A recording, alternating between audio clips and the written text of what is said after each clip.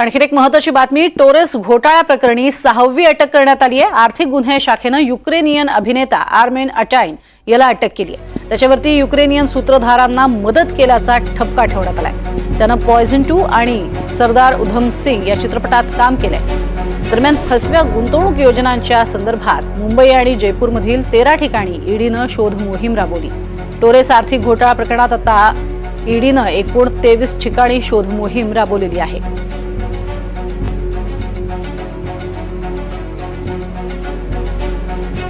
तर रत्नागिरीतल्या मिरकरवाडा बंदरामध्ये अनधिकृत बांधकामांवरील मत्स्य व्यवसाय आणि बंदरे मंत्री नितेश राणे यांच्या खात्याचा बुलडोझर चालवला गेलाय आणि अनधिकृत बांधकामं भुईसपाट करण्यात आली आहेत। या धडक कारवाईनंतर रत्नागिरीमध्ये ठिकठिकाणी नितेश राणे यांच्या समर्थनार्थ अभिनंदनाचे फलक लागलेत। हिंदू योद्धा म्हणून नितेश राणे यांचा फलकावरती उल्लेख करण्यात आलाय। त्यामुळे या फलकाची सध्या रत्नागिरीत जोरदार चर्चा आहे आणि याचा आढावा घेतलाय आमचे प्रतिनिधी राकेश गुडेकर यांनी।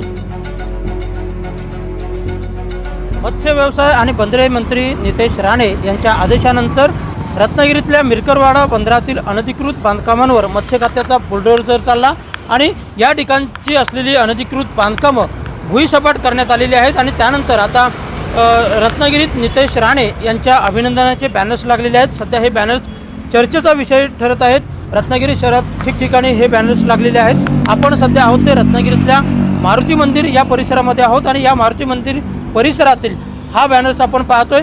नितेश राणे यांचा भव्य असा फोटो या बॅनर्सवरती आहे। त्याचप्रमाणे मुख्यमंत्री देवेंद्र फडणवीस असतील, त्याचप्रमाणे उपमुख्यमंत्री एकनाथ शिंदे, उपमुख्यमंत्री अजित पवार यांचे देखील फोटो आहेत आणि या बॅनरवरचा मजकूर जो आहे तो विशेषतः लक्षवेधी ठरताना पाहायला मिळतोय।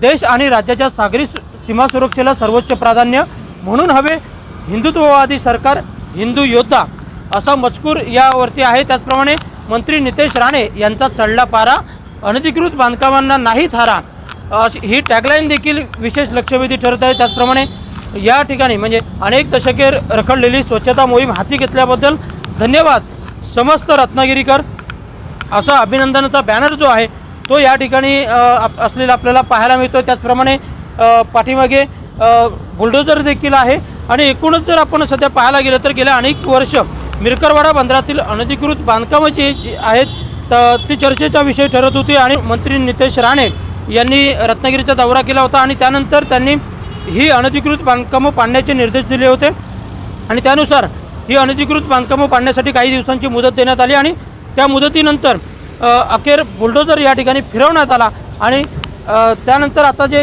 रत्नागिरी शहरात नितेश राणे यांच्या अभिनंदनाचे बॅनर लागत आहेत ते सध्या चर्चेचा विषय ठरलेले पाहायला मिळत आहेत। राकेश गुडेकर, NDTV मराठी, रत्नागिरी।